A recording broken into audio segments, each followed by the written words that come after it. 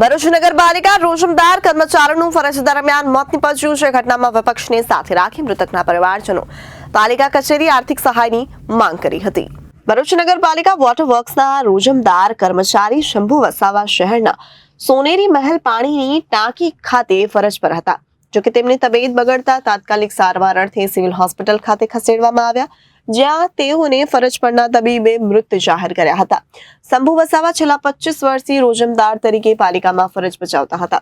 તેઓને સારવાર માટે લઈ જવામાં આવ્યા હતા। પાલિકાના અધિકારીઓ અને પદાધિકારીઓએ પણ તેમને સિવિલ હોસ્પિટલ ખાતે દોડી આવ્યા હતા। જોકે ત્યારબાદ તેમના પરિવારોને સાંત્વના પાઠવવા, કારણ કે સહાય માટે કોઈ પણ નહીં ફરકતા આદિવાસી સમાજમાં નારાજગી સાથે રોષ જોવા મળ્યો છે।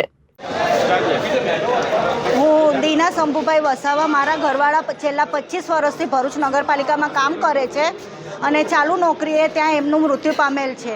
અત્યારે હું મારા હક માટે ભરૂચ નગરપાલિકામાં આવી છું અને મને સંતોષકારક જવાબ નથી મળ્યા। એ લોકો હજુ વિચારવાનો ટાઈમ મળે જ તો 25 વર્ષની મારા ઘરવાળાની નોકરી ક્યાં ગઈ? આજે મારા ઘરવાળા એક કમાવાવાળા હતા, હવે મારી પાછળ કોઈ નથી, મારા એક છોકરો છે, તો મને નગરપાલિકાએ 25 વર્ષમાં આપ્યું શું? આજે કાયમ કરે, કાલે કાયમ કરે। એ લોકોએ ESI પણ બંધ કરી દીધું, વીમો પણ બંધ કરી દીધું, ઘણા બધા એવા વસ્તુ બંધ કરી દીધા। તો અમારા જ્યાં 25 વર્ષ, 2 વર્ષ, 5 વર્ષ, 20 વર્ષવાળા કર્મચારીઓના બૈરીઓ કરે શું? એમના છોકરા શું કરે? શું એ લોકો પણ આ રીતે જ મજૂરી કરે? આટલા બધા અમે રજૂઆત કરી કે મારા ઘરવાળાનું એક્સિડન્ટ થયું છે, તમે એમને બદલી કરો, આ કરો, એમના રજા પરથી મૂકીને પછી પરત ચડવા માટે પણ ઘણા બધા અમારે લોકોને દોડધામ કરાવ્યા। આજે કોઈ સાહેબોને, કોઈ લોકો આજે હાથ ધરતા નથી અને આજે જે સાહેબ બેઠા છે, પ્રમુખ સાહેબ છે, બીજા છે, બેન છે, એ લોકો આજે અમને નહીં નોકરી મળે, નહીં આ કરે, નહીં કરે તો પછી અમે જઈશું કઈ? આજે 7મા દિવસે અમારે 12 દાડા સુધી ઘરની બહાર ના નીકળાય, છતાં પણ 7મા દિવસે મારા હક માટે મારે બહાર નીકળવું પડે છે। તો હું અમારી વિધવા બહાર જ નીકળી પડવું પડે।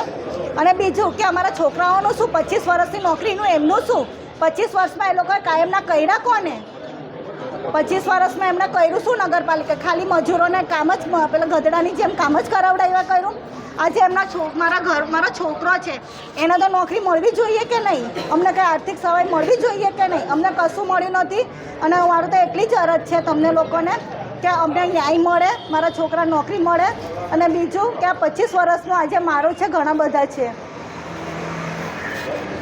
તો બીજી તરફ મૃતકના પુત્ર રાહુલ વસાવાએ તેના પિતાને અકસ્માત બાદ બ્રેઇન હેમરેજ હોવા અંગે રજૂઆત કરી હતી, પણ તેમની બદલી કરવામાં ન આવી હોવાનો આક્ષેપ કરી પરિવારજનોને કંઈ ખબર પૂછવામાં ન આવી હોવાનું જણાવ્યું છે। પરિવારના મોભીનું મોત નિપજતા મૃતકના પુત્ર અને પરિવારજનોએ અગાઉ પણ પાલિકા પાસે સહાયની માંગ કરી છે। જો કે આજ દિન સુધી પરિવારને સહાય નહીં મળતા મૃતકના પરિવારજનોએ પાલિકા વિપક્ષ નેતા શમસાદ અલી સૈયદ, સભ્ય હેમેન્દ્ર કોઠીવાલા સહિતના આગેવાનોને સાથે રાખી પાલિકા પ્રમુખ વિભૂતિ યાદવ, ઉપપ્રમુખ અક્ષય પટેલ, ચીફ ઓફિસર હરીશ અગ્રવાલ સહિતની આર્થિક રજૂઆત કરી હતી।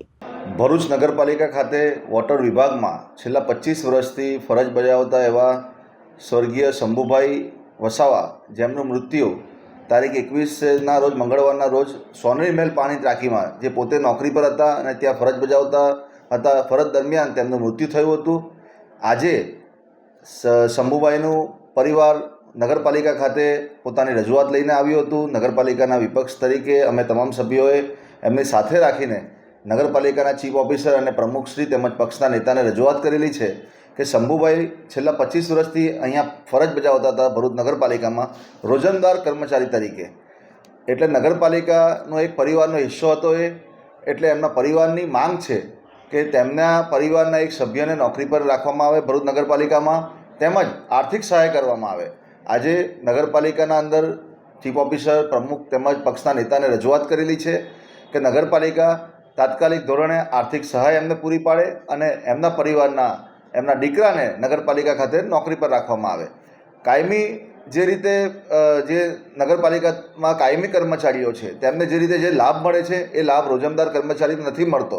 એટલે એ પરિવારની માંગ હતી કે અમારા એકને એક ઘરનું મોભ હતું શંભુભાઈ, જેમના જવાથી પરિવાર પર જે આફત આવી પડેલી છે અને એમની પાસે કોઈ બીજો સહારો નથી, એટલે નગરપાલિકા કહી શકાય કે રહેમ રહે એમના દીકરાને નોકરી પર રાખે અને આર્થિક સહાય આપે, એવી નગરપાલિકાના વિપક્ષ